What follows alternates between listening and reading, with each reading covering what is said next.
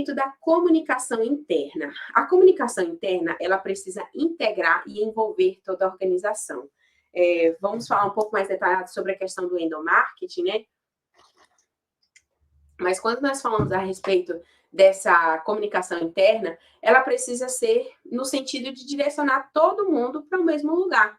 Ela precisa prever ações a serem executadas, assim como medir essas ações e, claro, né, toda comunicação dentro da empresa, ela exige investimentos. Como que nós vamos direcionar da melhor forma possível os recursos dentro da empresa? E aqui nós temos algumas fases, né, mencionadas da comunicação interna. Nós temos a introdução, onde todas as informações institucionais são relevantes. Imagina quando você começou a trabalhar na empresa, para você compreender qual que é a cultura, qual que é a missão, visão e a cultura organizacional dessa empresa. Por que você está ali? Qual que é o propósito de você estar nessa empresa? Então, à medida que você consegue compreender desde qual que é o propósito da empresa, a qual é o propósito de você estar ali naquele lugar, você consegue se comunicar melhor e compreender qual que é a estratégia da empresa. Temos aí também a fase da análise institucional, onde existe análise da imagem da empresa para uma melhor tomada de decisão.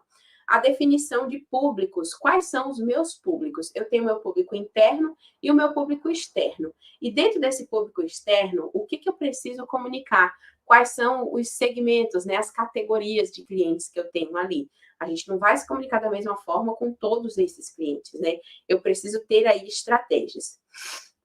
A Kátia Martins fala o seguinte: a comunicação em empresa precisa ser coesa, exatamente, e objetiva, para não dar muita margem para que as pessoas possam interpretar aquilo segundo as suas próprias vozes da sua cabeça, né? Ela precisa ser sempre nesse sentido, igual a Raíssa está falando aqui, todos no mesmo alvo, no mesmo sentido. E quais são os objetivos gerais da comunicação institucional que precisa ter?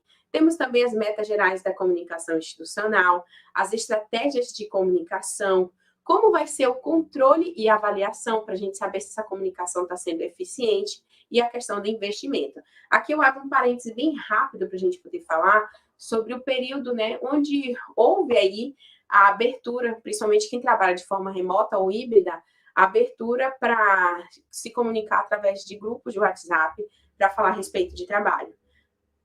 Principalmente no período da pandemia, houve aí um descontrole, onde não existia ali um horário determinado, muitas vezes a chefia mandava mensagem de madrugada para aquela pessoa, e aí, de repente, a pessoa estava na insônia, visualizava aquela mensagem, não respondia, e aí o outro chamava atenção, poxa, mas era de madrugada.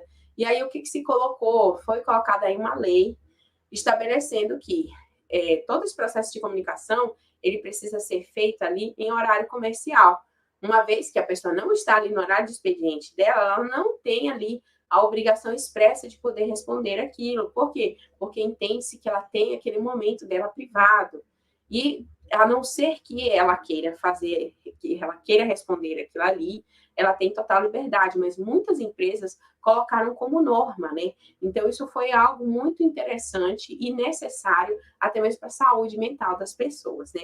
Então, por isso que é necessário ter esse controle e avaliação do tipo da comunicação, como ela está sendo exercida, né? Então, aqui temos o investimento que é necessário avaliar. Qual que vai ser o tipo de investimento necessário para cada um desses tipos de comunicação.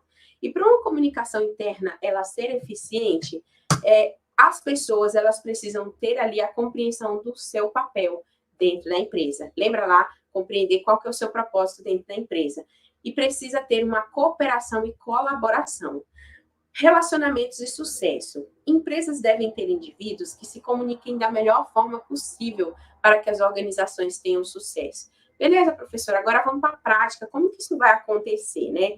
A gente tem ali as interações colaborativas, onde os membros de um grupo interagem com outras pessoas e outros grupos, ainda que elas não tenham ali o mesmo objetivo. Como assim, professora, na prática? Vamos supor, você é do setor você está lá trabalhando na área de contabilidade da empresa, mas você precisa se comunicar com a equipe de compras, né? Ter aí essa comunicação. Vocês interagem, não são da mesma equipe.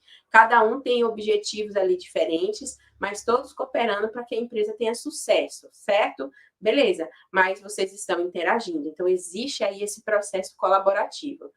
Realiza uma boa colaboração baseada no altruísmo e solidariedade, ou seja, sem esperar aparentemente nada em troca. Eu preciso de uma informação ali, eu sou da área da contabilidade, e eu preciso ali de algumas informações do setor de compras. Eu posso não ter nada ali de imediato para poder dar em troca ali para aquele colega de trabalho, mas à medida que ele também vier precisar de mim, eu também vou fornecer essas informações. Então, lembra lá, a via de mão dupla, onde a gente precisa trabalhar de forma colaborativa. As interações cooperativas, elas envolvem sinergia em um trabalho conjunto já para o alcance de objetivos comuns. Para esse tipo de interação ocorra, é necessário que haja entre os membros do grupo o respeito. Lembra lá, eu posso não gostar do meu coleguinha que está trabalhando ali do meu lado, meu vizinho, minha vizinha de baia, mas eu preciso ter respeito por aquela pessoa. Eu preciso ter confiança, né, e linhas claras de responsabilidade. Então, aqui eu já vou exercer essa comunicação cooperativa com pessoas da minha mesma equipe, que eu estou trabalhando conjunto. Pode até ser que um seja de um setor e o outro esteja em outro setor, mas que em um momento a gente está ali numa força-tarefa, vamos imaginar, onde nós estamos desenvolvendo ali um trabalho em equipe.